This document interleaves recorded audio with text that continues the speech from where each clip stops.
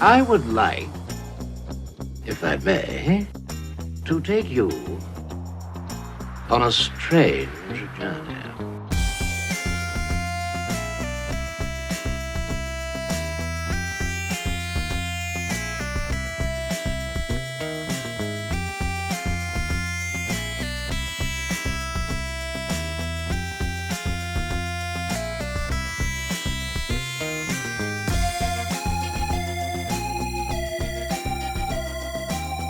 Hello, welcome to the Cultworthy. I'm your host, Antonio, and I've got two very special guests from a podcast that I absolutely adore. I've got Steve and Nan of From Beneath the Hollywood Sign. Welcome to the show. Thanks, Antonio. We're fans of yours as well. You have been around a long time. 170 episodes? This will be episode 196, I think. Wow, nice. Yeah. We bow before you. I know. I just listened to your one about Quentin Tarantino. And I it did was too. Fantastic. Loved it. Yeah, really fun. Well, and I love your guys' too, because let's do a little history. Right after I started this show back in 2021, like early 2021, is my fourth year, I got the podcast bug. And since I'm also like a classic cinema fan, I started another show called The Cultworthy Classic, which focused on films made before 1970. Not necessarily all cult-worthy films, but films that deserved more recognition than being tied up in a show that focuses on things like killer robots and zombies and giallos. Right. And I did 62 episodes of that show. I loved it to death, but it just wasn't worth the energy and effort when I had all these other shows that were just doing so much better. Right. So what do? I start listening to shows that focus on older Hollywood and classic cinema so I can live vicariously through you guys. And by far, you're my favorite. Oh, thank you. That's thank an you. honor. That is a true honor coming from a Totally. pro like yourself. And a classic film nut. Yeah. I mean, yeah. You're our people. Yes. And I'm glad you said that, because that is one of the things that I have learned in this podcasting world, especially with cinema, is that there aren't as many cohesive groups of cinema podcasters as I hope there would be. You've got your group that all they want to do is talk shit, and that's fine. That's their niche. You've got some that only want to talk about horror, some that only want to talk about sci-fi. That's fine. That's their niche. And so my show, the passion was expose cinema, right? Not just a certain decade, not just a certain era, not just a certain genre. Everything can be appreciated. So I've taken myself from more of a cult film show to an exposure show and a celebration of cinema. I don't really critique. I just want to talk about it, right? Well, and I think that was the impetus. I don't mean to speak for you, but your blog, which kind of started it, and then the podcast as a outshoot of that. It's about exposing people to people, movies, situations that they may not know about, because if you don't know the history of cinema, it just informs everything that we do today. So it was such a great mission that Steve had, and I just jumped on board. Well, you guys sound great together. Like, Oh, thank you. it's when I listen to a show like yours, I'm like, man, I wish I had a co-host sitting right next to me or across the room that I can have that kind of rapport with. Instead, I have to do it digitally, but hey, it's the next best thing. Right. So let's do a quick little background about, what you do with the show, how it started, and where the passion for classic cinema came from. Oh, nice. Well, it really started, Antonio. I had a blog for many, many years about classic cinema, and the impetus for that, for me, was that, I work as a producer and a writer in entertainment, and you would come across all these people that you work with, actors and writers and directors, and you talk about an old movie or you talk about an old actor, and they had no idea who I was talking about. and I think it was the straw that broke the camel's back was when I talked to these young actors, and they didn't know Paul Newman and Joanne Woodward. And so I thought, who are contemporary, Yeah. really. I mean, I think of them as Who still aren't even contemporary that and classic. classic. Yeah. But then I thought, we have to be the torchbearers, that basically pass the information on and just, provide information to people that want to know about these great things. Because a lot of people I know went through really fancy acting schools, Yale and Carnegie Mellon, and they didn't have film history courses. So I thought, well, there's a need there. So I started this blog, really enjoyed it. And then Nan and her husband, Lindsay, who's our third partner in this, they come from, voiceover world, acting world. And then Lindsay himself has a really successful podcast. And they said, do you want to do a podcast based on your, blog? And of course, I'd never even listened to a podcast. I didn't know what it was. So they kind of held my hand and walked me through it. And we just sort of formulated this idea, and it just sort of started from there. And we both had similar origin stories with classic cinema in terms of growing up and watching them on Saturday afternoons or Friday nights, staying up late when your parents don't know you're still up, and schooling ourselves that way. Yeah. And then both of us came out to Los Angeles to pursue an acting career, and as Steve said, writer producer.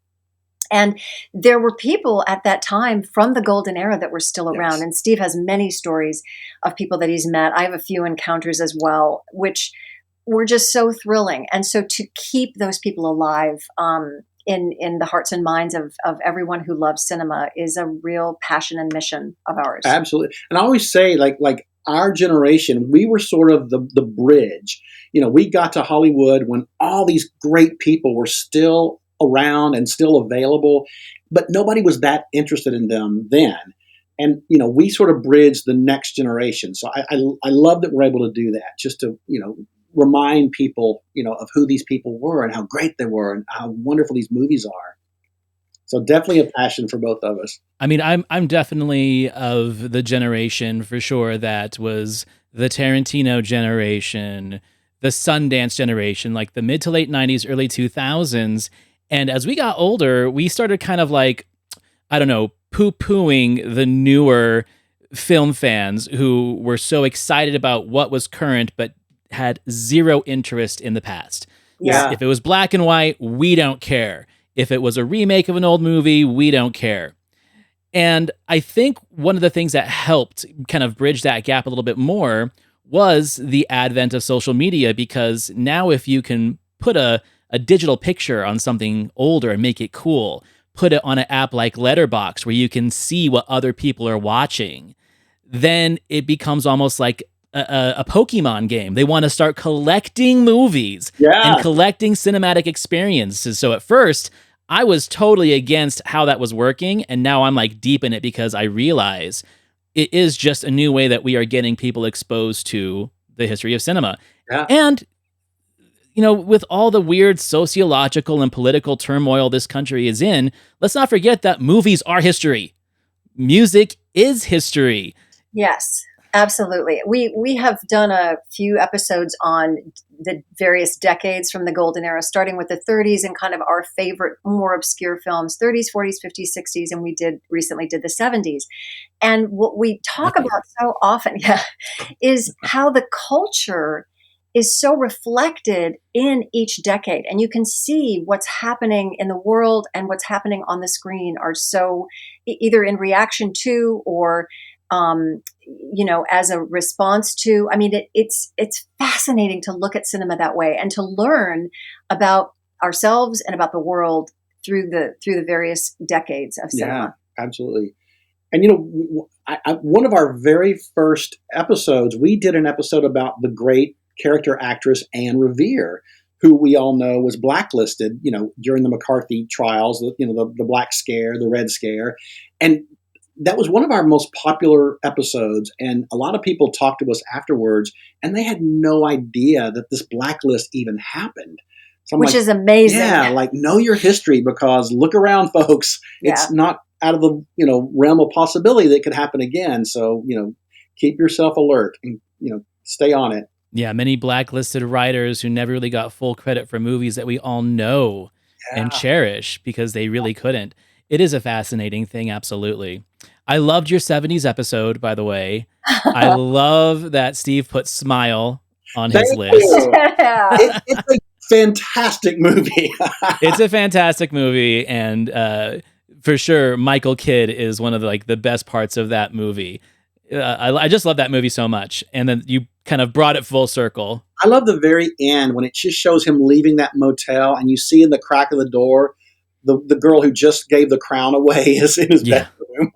Just little stuff like that. Just subtle little things. And it was funny too because like I just on a whim the other day got on a Robbie Benson kick and I started watching these old Robbie Benson movies. And there was one called One on One, and at the very beginning of that movie, he picks up Melanie Griffith. Yes. And she exploits him. And then sure enough, Annette O'Toole is there as like the love interest. I was like, oh, I wonder if this was like right around the same time as Smile, because they're literally in the same film together. So I love that. That's right. Heart Be Still, Robbie Benson. Robbie Benson. Yeah. And those eyes. Yeah. All right. Well, today for the episode, I sent you a list of things to choose from, and you guys picked one that I've been dying for someone to pick, and that is alternative Oscars, where we are going to bring an alternative winner to the list, or nominees. I just brought winners to the 1941 Oscars, which would have represented the year of 1940 in films. We are going to be doing Best Actor, Best Actress, Director, and Picture. And when you sent me 1941, my first response was like, oh shit, have I seen enough 1941 movies or 1940 movies? And when I looked at the Oscar list, I'm like, okay, I've seen at least all of the nominees and winners. So then I had to go deep into the diving of, oh, what else do I have in the list that I can do as my alternative? And I'm pleased with my viewing knowledge of the ones that I did pick. So this should be an exciting conversation. My question is, why 1941 Oscars? And I chose the year, I'll be honest. And to me, Hollywood just came off of 1939, which was the golden magical year that we still talk about in history to this day, where, Gone with the Wind and Mr. Smith Goes to Washington and Love Affair and Stagecoach and Wuthering Heights and all these greats. That next year, I don't think it was such a magical year, and I think it was a real hodgepodge of movies, and I don't think they got a lot of things right. So that's why I wanted to talk about this year. How does 1940 reflect for you, Nan? Well, I think looking at the list, it for sure felt like there were a number of fantastic movies that came out in 1940. Yes. But I agree with Steve in that there are some that they did get it right, but there's some where it's not only that they didn't win, it's that they weren't even nominated. Thank you. And so that was disturbing. in my So we want to right the wrongs. Yeah. And this is still an era where there were, I believe, 10 Best Picture nominees. Yeah. And then for a long time that went down to 5. And then since 2009 or 10, we've been back to 10. Yeah. Are you a fan of the extended list of Best Picture nominees, or do you like the more concise? Not at all. I'm not either. I hate it. Me too. I think it's grabbing for straws, trying to fill a slot of 10 movies. I think it's much more prestigious just to have 5. And I don't know. To me, when they expand it to 10, you get some pretty wayward choices in there. And maybe have it. I think the first year they did it, wasn't it not 10 total? It could be up to 10. Up to 10. And up to 10. Some years it would have 8, some years 7, some years 9. Yeah. No, I think sometimes it just goes too far. Yeah. But yeah, this year too, in looking at 1940s films for the 1941 Oscars, what also rang out to me was the fact that there still back then were the people that won because they should have won in a prior year. Yes. They didn't win, or at least in my estimation, they didn't win because they deserved it that year. They won because they didn't get it the year before. We call it the reconciliation Oscar. Yeah, which still happens to this day. Yeah. And it's interesting to think that it was happening all the way back then too. And not just in the Oscars, essentially any awards ceremony for any entertainment medium, we see that happen. Yeah, for sure. 100%. I do hear the argument for having more Best Picture nominees from people mostly like in the sci-fi and horror community, where they're like, well, if there weren't that many nominees, then we wouldn't have District 9 as a Best Picture nominee or Everything Everywhere All at Once. And my thought process, and it's just totally, my opinion on it, is that, well, then we're creating more noise, and then we are kind of taking away the prestige of what the award actually means. Wouldn't it be better if we just kind of opened our horizons and viewpoints of what actually is a Best Picture? Does it have to be a period piece? Does it have to be in my favorite example of least favorite genres. Does it have to be a musical biopic? Like, right? we can open our horizons a little bit more of what we're considering actual, prestige award-worthy cinema, and not just throw more nominees in the bowl. So I agree with you on that. Yeah. Yeah. Well, we talk all the time about how I think today it has to be a big splashy event movie to win. Whereas, back in the day, not that far ago, a movie like Ordinary People, which to me is a brilliant, beautiful movie, could win Best Picture just based on telling a good story. Yeah. And I miss that a little bit. Yeah. Agreed.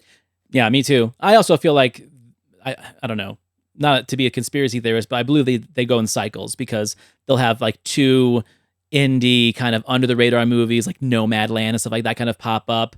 But then they got to follow it up with a big, like you said, event movie. And I haven't done all the research on that, but in my mind, it makes sense. Totally. Yeah. All right, so let's go ahead and get started on this. I was thinking that we could start with the Best Actress nominees and winners of 1940. So the nominees of the year were Martha Scott for Our Town, Katharine Hepburn for The Philadelphia Story, Joan Fontaine for Rebecca, Betty Davis for The Letter, and Ginger Rogers for Kitty Foyle, who was the winner that year. I can already tell someone has an opinion. Can I be honest, Antonio? This category is exactly why I chose this year, because I think this is such a misguided misfire of a winner. And Ginger Rogers is lovely, and she's a wonderful actress, and I don't think she quite got her due, but she did not deserve the Oscar, in my opinion, for Kitty Foyle. And there's so many more deserving actresses. This is exactly why I wanted to talk about this year. Okay, so my question for you is your alternative pick in the nominee list, or is it someone from outside of the nominee list? My eventual winner is outside the nominee list, and it is one of the biggest misjustices in the history of the Oscars, and it's Rosalind Russell for His Girl Friday. And I know the Oscar doesn't like to give awards to comedies that often, which is criminal. But if you watch the brilliance of Rosalind Russell in this movie, there's no doubt, in my opinion, that she was the most deserving candidate that year. And it's just shocking she wasn't even nominated. Well, I think that's the big thing, that she wasn't even nominated. I actually had, when you were listing them, Antonio, I had crossed through Ginger Rogers and Kitty Foyle, meaning she was not even on the list. She was not even, and I think, again, this was a response to her not receiving it for the prior year. Betty Davis, who doesn't love Betty Davis? Joan Fontaine in Rebecca, she's going to give that performance again in a couple of years, and she's going to win. Well, it's funny. The next year, she wins for Suspicion, exactly, which I think is it's the exact same performance. Yeah. It's like, oh, sorry, we didn't give it to you last year. We're going to give it to you this year for a lesser performance. Right. Agreed. And then Martha Scott in Our Town. I would not include her in the list. See, this is where we disagree, because I think Martha Scott in Our Town is brilliant. Well, what I would do is I would replace Martha Scott and Ginger Rogers with Irene Dunne for My Favorite Wife and Rosalind Russell for His Girl Friday. Yeah. And then I had as a runner-up in this, probably as a supporting role, Barbara O'Neill in All This and Heaven Too. It's a great performance, but it's probably in the supporting category. I think she was nominated for that. I don't know if she was. Supporting? Yeah, I think she was. I think she was nominated for that, actually, for supporting actress. Well, so I would take out those two and add in Irene Dunne and Rosalind Russell. And then who would you have as a winner, Nan? Oh, who's your winner? My winner would be, I'm going to have to go with Rosalind Russell. Oh, yeah, I'm going to have to go with Rosalind Russell. I think Irene Dunne should have won an Academy Award. I think it's criminal that she didn't either. Yeah. So maybe this is a tie year, like the year Katharine Hepburn and Barbra Streisand won. I can help break it for you, because Irene Dunne for My Favorite Wife was my pick for Best Actress. Great choice. Yeah, great movie. And it's funny too because like I always, anytime I show that movie to anybody and talk about it, we always discuss the Cary Grant, Randolph Scott situation, and they never knew about that. I'm like, it's more of a rumor, but it's kind of a confirmed rumor. I don't know. You be the judge. But Irene Dunn in that movie is so good. And I did an episode not too long ago on my Siskel and Ebert podcast. We did Seems Like Old Times with Chevy Chase and Goldie Hawn, and how it kind of ends up in that courtroom scene. I'm like, that courtroom scene is essentially My Favorite Wife. Yes. But Goldie Hawn is no Irene Dunn. No, Irene Dunn, I think, is so completely underrated. And talk about actors who many people don't even know their name. Yeah. I mean, she is perfection in everything she does. Everything. She really should have won. Oh, The Awful Truth alone, she should have won for that. Yeah. No, okay. We're simpatico here. I'm liking this. While we're still on actors, I would maybe argue a case for Margaret Sullivan in The Shop Around the Corner, too. Mm-hmm. I thought she gave a really lovely performance, and I would have probably nominated her as well. Shop Around the Corner, surprisingly very absent from this list. It pops up on mine later. We'll guess right now. I wonder what that was. But yeah, very absent from this list in all aspects. But also, we do have Jimmy Stewart and Philadelphia Story, and that's kind of going to trump everything else that he's going to do that year. So I agree. Well, let's move on to actors then. All right. So the nominees of that year were Laurence Olivier for Rebecca, Raymond Massey for Abe Lincoln in Illinois, Henry Fonda for The Grapes of Wrath, Charles Chaplin for The Great Dictator, and the winner that year was James Stewart for The Philadelphia Story. And who doesn't love The Philadelphia Story? I think it suffers from second act blues, but I do love the movie. I do love his performance. So, Steve, who are your picks? Well, on this one, and there's some great choices this year, but I would have lost Laurence Olivier for Rebecca. He's great. He's brooding. He does the Laurence Olivier thing that he does so well. And I would have taken out Jimmy Stewart for The Philadelphia Story. It was a supporting role, in my opinion. I think he should have been brought to Best Supporting Actor.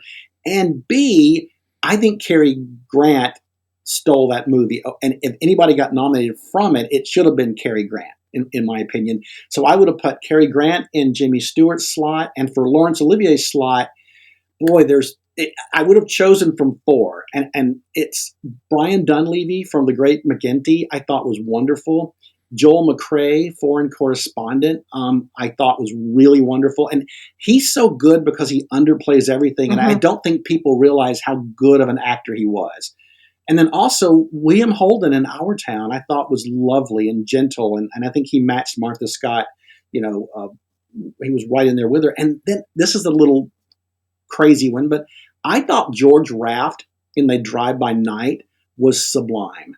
And I don't think he ever got the Oscar love he deserved. So my last slot would have been one of those four guys.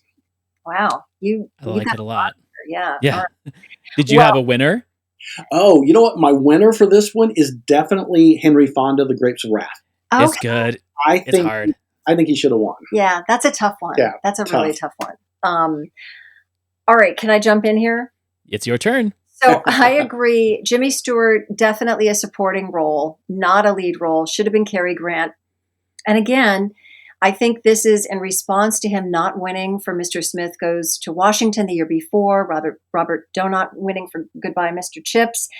And of course, that was such a surprise, beating Clark Gable and again, Laurence Olivier and Mickey Rooney, but whatever. Yeah, whatever. So James Stewart would not be there. Charlie Chaplin, I re-looked at his final speech in that film yesterday. And if you haven't seen that or haven't seen that speech in a minute, completely worth watching and listening to now. I was really moved by it. And he plays dual roles. I mean, come on. He does. That's Oscar bait right there.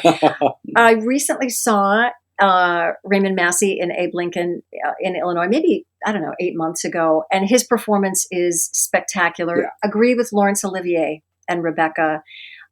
Here's my two that I would add in. Definitely Cary Grant for either His Girl Friday or My Favorite Year. But I think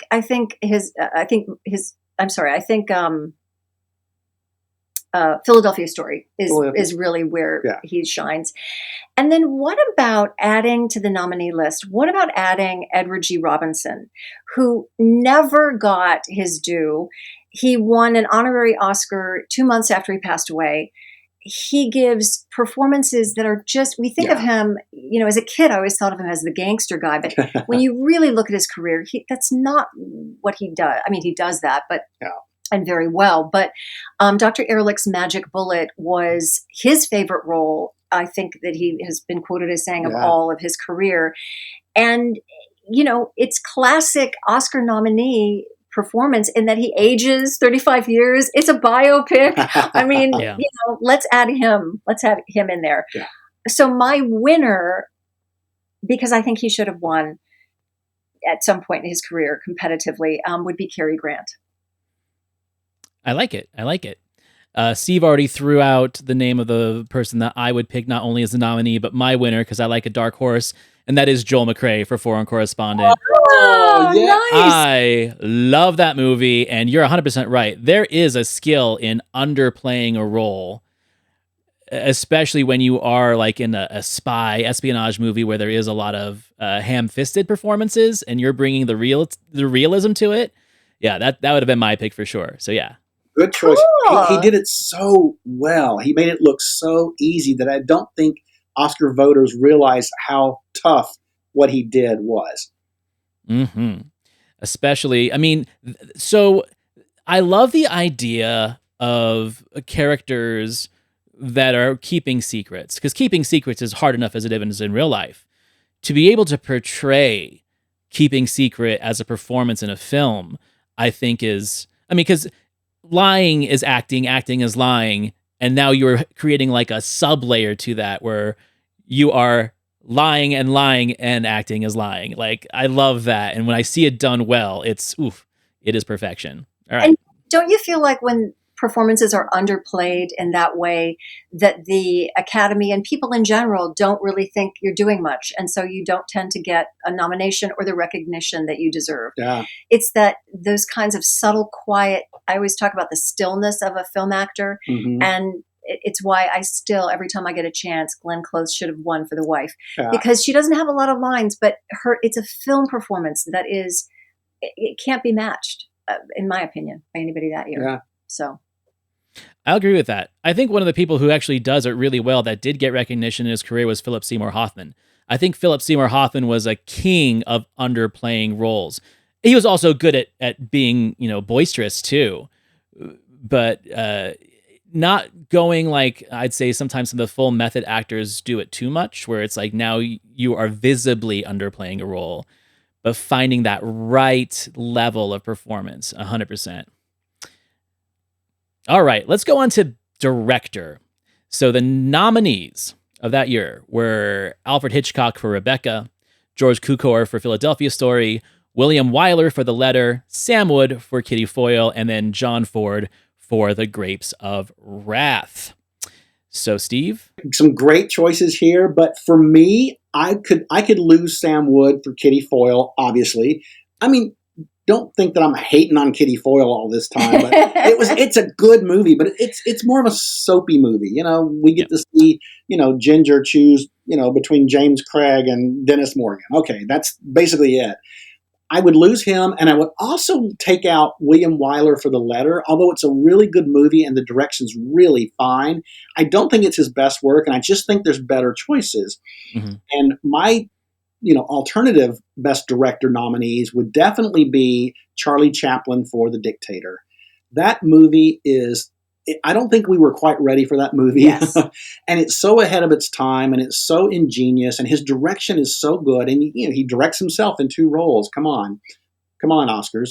I would choose him. And then I would also put Sam Wood back in for Our Town. I just think it's Thornton Wilder's play is fantastic. The movie's fantastic. I think the direction is flawless. So I'm throwing him back in. And also, I'm going to take somebody else out because Howard Hawks for His Girl Friday has to be in there too. So, I need 6 nominees. Well, You love His Girl Friday. I mean, I listened to the last episode the other day with the author Maureen. Is that her name? Oh yeah, yes, sure, yeah. yes, And you guys went on a His Girl Friday Sure. yeah, love fest for a second. We do We did. love it. yeah. Yeah, no, I like that. All right. Well, I like all of these directors, but I'm with you on Kitty Foyle. Sorry, Kitty Foyle. Poor Kitty. I think we're all on the same page on that one. Yeah, I think Yeah. we're on the same page. And I would add in either Howard Hawks or Charlie Chaplin. Yeah. I'm going to go for Charlie Chaplin. I agree. Because I do think that he was shortchanged. Yeah. I happened to go on we're going to be doing an episode on the Oscars about Oscar speeches. And I happened to go on a little deep dive, not a deep dive, but a YouTube, what do you call that? When you go down the rabbit hole, about speeches, and came across when Charlie Chaplin won his honorary Oscar. And it's really remarkable. It's probably, and I haven't, researched this fully, but I think it might be the longest standing ovation that I remember in any Oscar. And he really doesn't say a lot, but seeing his face and watching the people scream and yell, and this is a crowd of tough people, right? Tough critics. And to see the love that he got, that was really moving to me. But anyway, I digress. All right, here's who my winner is going to be, though. Oh, right. Who's your winner? I'm going to go. I'm going to go with the Philadelphia Story, because I know what you're saying about the second act blues, but to me, you can't look at that film and see anybody else cast in it, hear those lines when I've seen the play done, have them come out of anybody else's mouths. And I just think that he does a fantastic job with it. Yes. So that's my vote. And comedy too, like the fact that comedy is an overlooked and underappreciated medium of direction, not just with directing, but with performances too, and writing.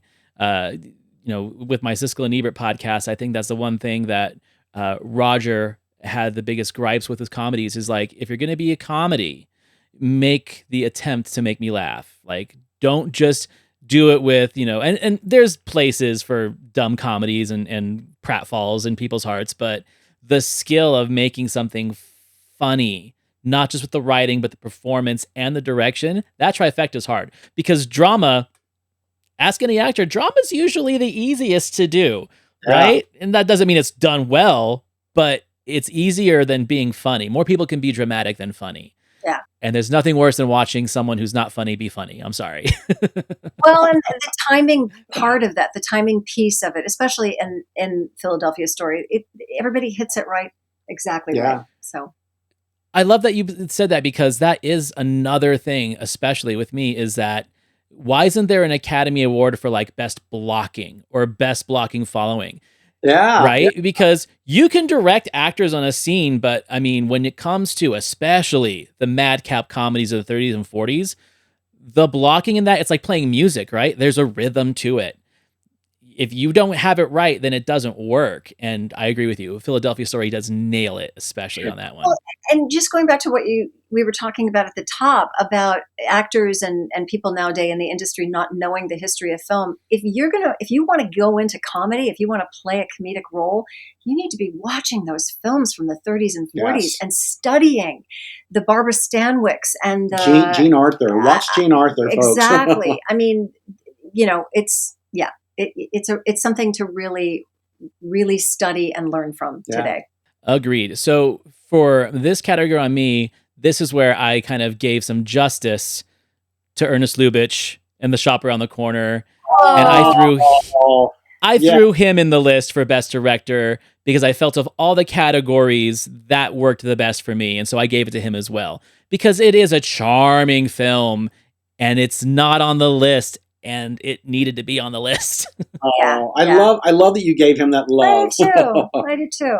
All right. So the big one, the Best Picture Academy Award. The nominees were Philadelphia Story, Our Town, The Long Voyage Home, The Letter, Kitty Foyle, The Great Dictator, Grapes of Wrath, Foreign Correspondent, All This in Heaven 2, and the winner was Rebecca. That's a list, guys. Like, that was a list. big list. They're all It's amazing. It's a list, and it's all over the place, which I love. It is all I over love the that. place, You know, it hits a lot of different genres. And this would be one where I would say I agree with you about, it seems like they're reaching nowadays to get to 10. But there's maybe one or two on here where I think, but the rest of them deserve to be there, I feel like. Yeah. Or not. Like it. 1 or 2 or 3 or 4. I was going to say, for me, I had 4 that I could lose. Okay. We all know what number 1 was. Kitty, you out of there, girl. For me, All This in Heaven 2, it's a beautiful movie. It's a wonderful movie. I don't think I would have included it. I don't think it's that special. And I'm not sure, maybe Foreign Correspondent, really good movie, but I just found others that I liked better. I would have maybe lost that one, and I definitely would have lost The Long Voyage Home. I know a lot of people love that movie, and it's sort of action adventure, and it's a different genre, but I don't know that it was the best because they missed out on nominating, The Shop Around the Corner and Pride and Prejudice and My Favorite Wife and Abe Lincoln in Illinois. But for me, the biggest oversight was Fantasia. I think Fantasia is such a brilliant movie. It was so ahead of its time. It was cutting edge. I mean, it was mind-blowing at the time, and I don't think people were ready for it.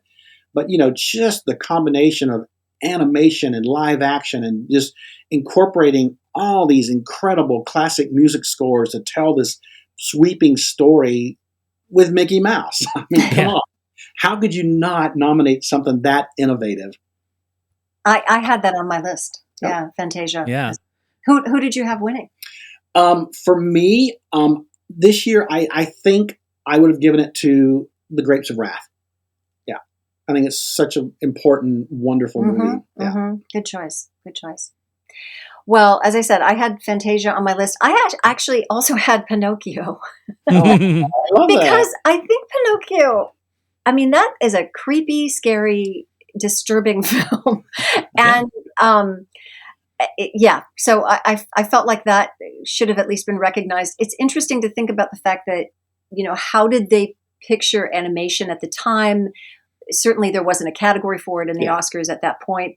But I agree with you about Fantasia. I think it's really ahead of its time. Yeah. Also, a pretty dark film. Very dark. At points. At times, yes. So I think they didn't know what to do there. Now, I know Rebecca won, and I would not give it to Rebecca.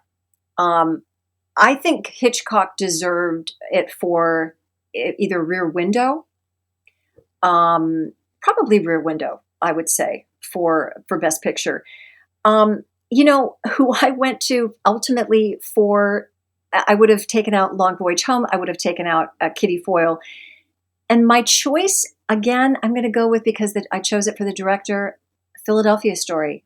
Perhaps one of the greatest films in that genre, perfectly cast, extraordinary performances. Yeah. I like your choice of Grapes of Wrath because I do think films that are more of a message piece are important. Yeah. And this certainly is not that. But it just is, it's an excellent film. So I added one as a nominee, but it was not my best picture pick. I didn't take anything out, but now I wish I would have. But Kitty Foyle can go, of course, on all of these.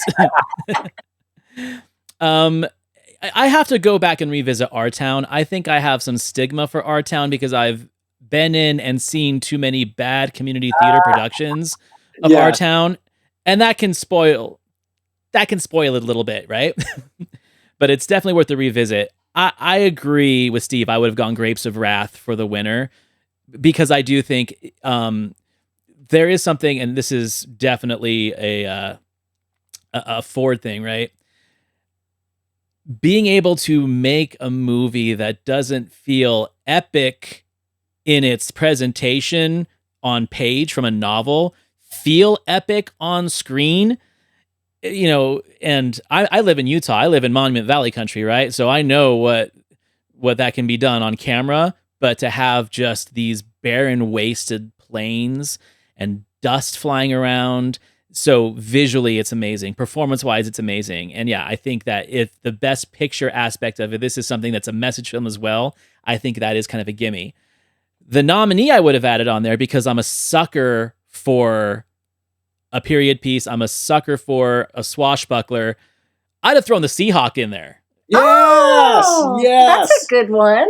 You know, it's funny. If we had expanded this to supporting characters, I was going to fight for Claude Rains. Claude Rains. Yeah, me too. I love Claude Rains. He's so good in that movie. Yeah, Yes. he is. He really is. I love your choice. That's a great choice. And I was literally talking about Michael Curtiz with someone last night on a show. I forget what the conversation was. I think we were actually talking about William Wyler and The Children's Hour.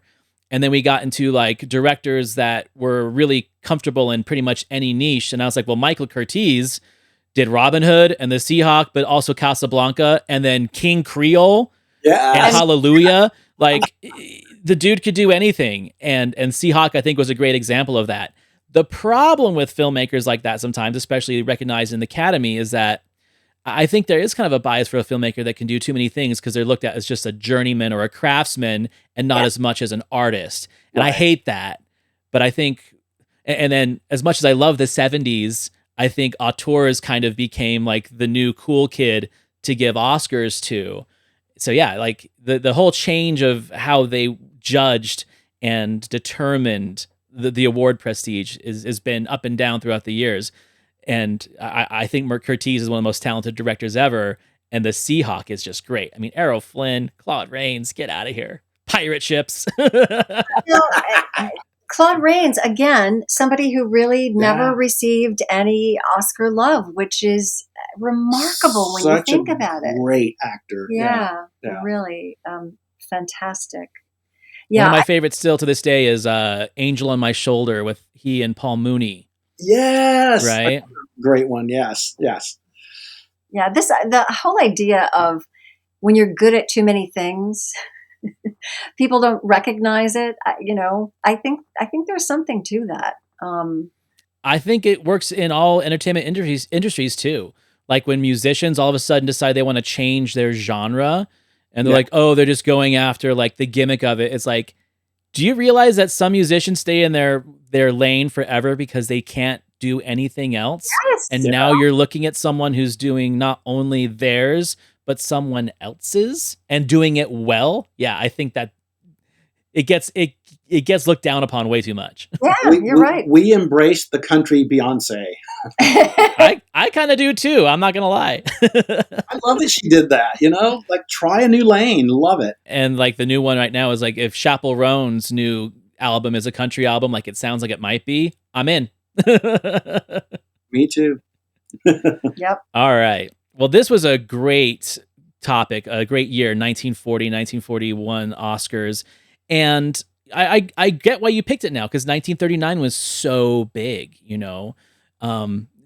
most of the people that I've asked to do this episode, and they've never kind of gotten back to me, we always end up in the 80s and 90s because I think there was that, the 80s had the stigma of this is the decade of the blockbuster, right? Where now it's like, oh, this movie made $200 million and it was in the theaters all summer. How can we not make it a best picture? But I also think in the 80s, we saw some of the nostalgia and longing for classic cinema.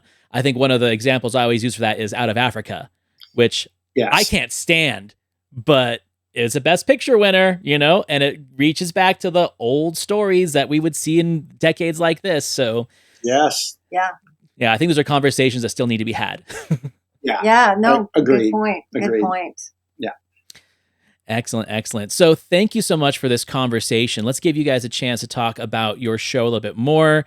What do we have coming up on From Beneath the Hollywood? And first of all, I'm glad you're all okay with the fires, Thank you. Yeah, we were both at different points evacuated, but all is okay in our neck of the woods. Yes. But lots of friends who have lost everything. So it's terrible. Yeah.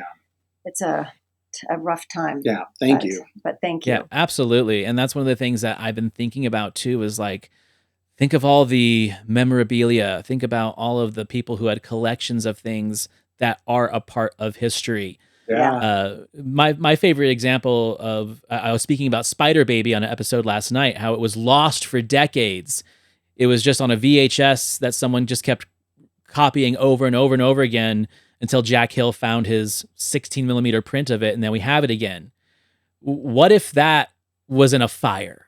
Yeah. What if someone has a lost film or a lost soundtrack to something and it's gone? Like, that's the stuff that there's more. I mean, first, the human tragedy is with me, but that city is so rich in history of something that I love so much. It also just makes me worry about that too. Yeah, for sure. absolutely. Yeah. So yeah, well, I'm glad you guys are okay. So what is coming up on From Beneath the Hollywood Sign?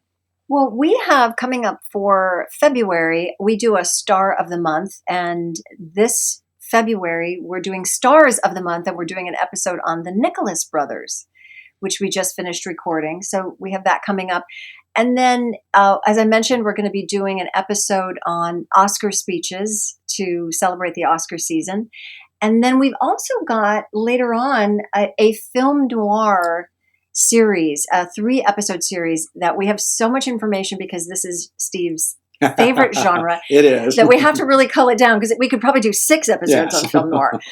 So we're working on that as well. Is there anything else? We're doing a really cool Valentine's episode where we're kind of revisiting some of Hollywood's best couples, in our opinions. So we're going to cover some fun couples. Joel McCrea. We're going to talk about him and Frances D, married 57 years. So yeah, good stuff. And Mary Pickford and Douglas Fairbanks and, of course, William Powell and Jean Harlow. Yeah. Hume Cronin, Jessica Tandy. Yeah. Oh, yes. They were on our list. They were on our short list. Oh, my gosh. Yeah, for sure.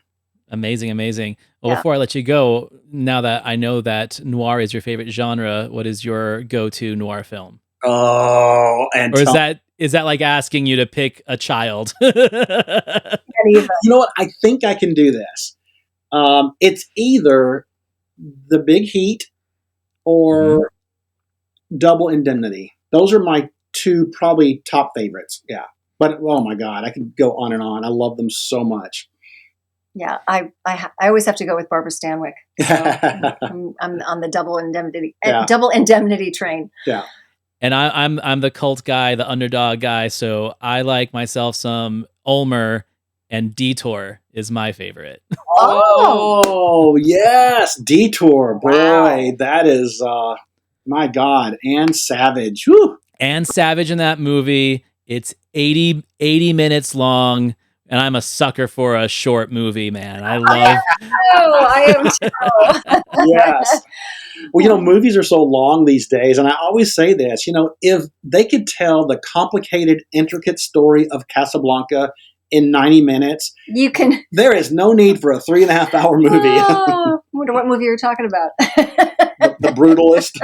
the one that I avoid seeing because I know I have to commit 3.5 hours plus intermission to it. As much as I want to see it, I got kids, dude. You got to take vacation time for that, right? Yeah. Right. And everyone's like, you got to see it on the big screen. I'm like, I know. Yeah. Excellent. Well, thank you so much. This was so much fun. We should do this again and pick another year. Maybe this time Nan can pick the year. Yes, all right. Okay. Yes, that deal. Sounds great. We would love that, Antonio. It was so fun getting to talk to you and getting to meet you. Yeah. Thank you for having us. And we love your show. Absolutely. Thank you so much. And bridging the gap from the Outlier Cinema Podcast to the Classic Cinema Podcast. Film is film. And I think that is one of the things that really makes me happy about meeting people through this podcasting world is that it doesn't have to just be in one pool, right? It's not just one pond of opinion and speculation and criticism. Doesn't it just come down to just telling a great story? Everyone, thank you so much. You can find all the links to their show, their websites, their blogs in the episode notes of this show or at thecultworthy.com in the Cultworthy Partners page where they will be the new addition to the podcast. Thank you so much, and I will see you guys soon. Bye.